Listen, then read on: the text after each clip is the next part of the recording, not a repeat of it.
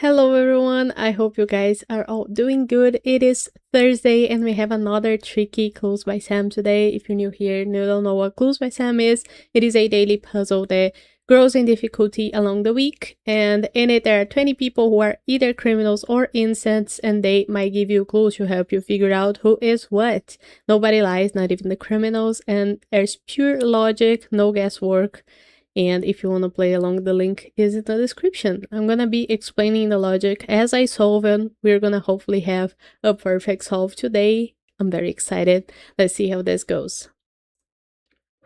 Well, we start with Steve telling us that only one of the 4 criminals neighboring Chase is above Tina.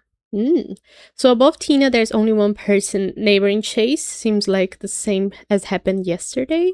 Joy, in this case, is a criminal. And Chase has 4 more people neighboring him. 3 of those 4 are criminals, and 1 is an innocent. Now, Joy says that both innocents below Bonnie are connected. Okay, Steve is one of the innocents below Bonnie, so the second innocent has to be either Olga or Will. So we tag them with the same color so that we're reminded that when one yellow turns into an innocent, the other one turns into a criminal, and vice versa. Hank, thus, can't be an innocent, so we have a criminal here, and we don't need Joy's clue anymore. We click on it to dismiss it. It goes a little dim, and we have the text to remind us of these guys here. Now, Hank says that Bonnie and Olga have only one innocent neighbor in common. So Bonnie and Olga have 3 people in common neighboring them, and so far, 2 of them are criminals, so we need the 3rd person to be an innocent, and we don't need Hank's clue anymore. Gabe now says that row 4 is the only row with exactly 2 innocents. So row 4 has the second innocent, but what we get from this clue is that row 2 couldn't have a second one because Gabe is the innocent in row 2. So Kay, the last person in that row, has to be a criminal now. And Kay says that Zach is one of 3 criminals in the corners. So we have 4 corners: Zach, Frida, Austin, and Vince. 3 of them are criminals, so 2 more to find. Zach says there is only one innocent to right of Steve. So the second innocent in row 4 is either Tina or Uma, which makes Ruby a criminal. And we have tagged these guys here, so we don't need Zach's clue anymore. Now, Ruby says there are exactly 2 innocents in between Hank and Will. So Olga has to be an innocent in this case, which makes Will her opposite, a criminal. We don't need Ruby's clue now. Will says that 2 criminals in row 1 have a criminal directly below them. So we know about all of the criminals in row 2, right? There's 3 of them. 2 of those 3 have to have criminals above them, which makes 2 criminals in row 1 and 1 innocent, right? If we know that row 1 couldn't have a second innocent because row 4 is the only row with 2, then that makes Austin a criminal, even though we don't know who are the 2 criminals in row 1. So we leave that clue there to remind us of it, and we have a second criminal in a corner, Austin, who says that there is only one innocent above Vince. And that's Gabe, so Larry couldn't be an innocent now, and Larry tells us that no one in column D has more than 3 criminal neighbors. So Frida couldn't have any more than 3, because she has 3 total.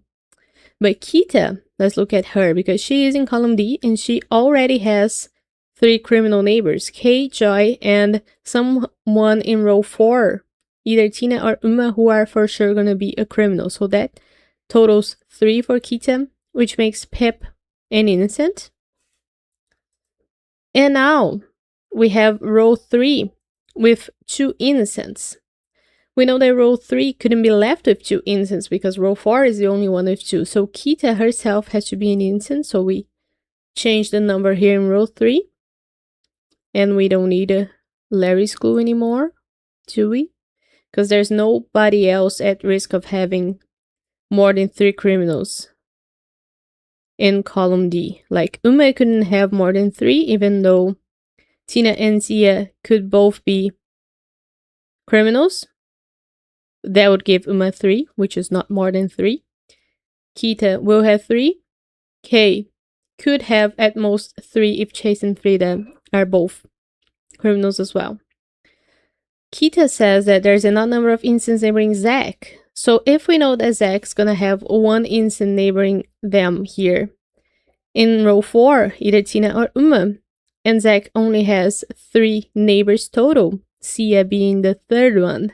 If Sia were to be an instant as well, then Zach would end up with 2 total, and that's an even number. So we need Sia to be a criminal, and we don't need Kita's clue anymore. Sia says that each row has at least 1 instant, so row 5 now needs 1 instant Vance in this case, and Vance being the single instant in a corner makes Frida a criminal. Frida now says there are more criminals in column C than D, and we know that Bonnie and Chase are opposites, right? Because we still need 1 instant in row 1 here. So, more criminals in column C than column D. So far, column D has 3 criminals, which means we need 4 criminals in column D. Oh, column D has 3 criminals, which means we need 4 criminals in column C, because there has to be more in column C. And there's only 2 criminals in column C so far. We need 2 more, and there's 2 people left, Chase and Tina, so both Chase and Tina have to be criminals, and they were opposites with the people by their side, so Uma is an instant and Bonnie is an instant as well. Very nice.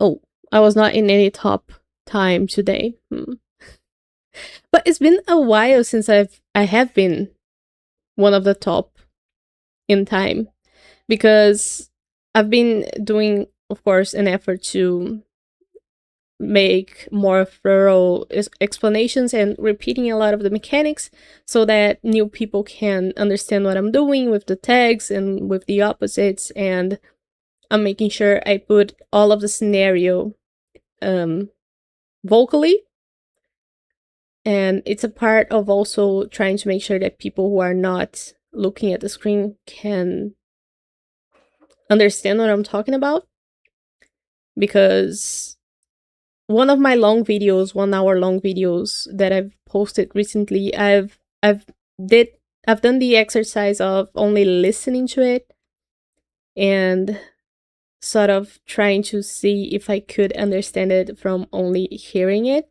Of course, I don't lay out the entire board when I start, so that's one thing that kind of makes it so that you only find out about the people I'm talking about when I'm talking about them. But I don't think that saying the name of each person on the board at the beginning would really stick to your memory. So I don't think that's actually necessary, but let me know what you think of it. If you find me repetitive as I'm explaining, or if it does help you sort of be reminded of the mechanics. And I'll leave you here for today. See you tomorrow for more Clues by Sam. Bye-bye.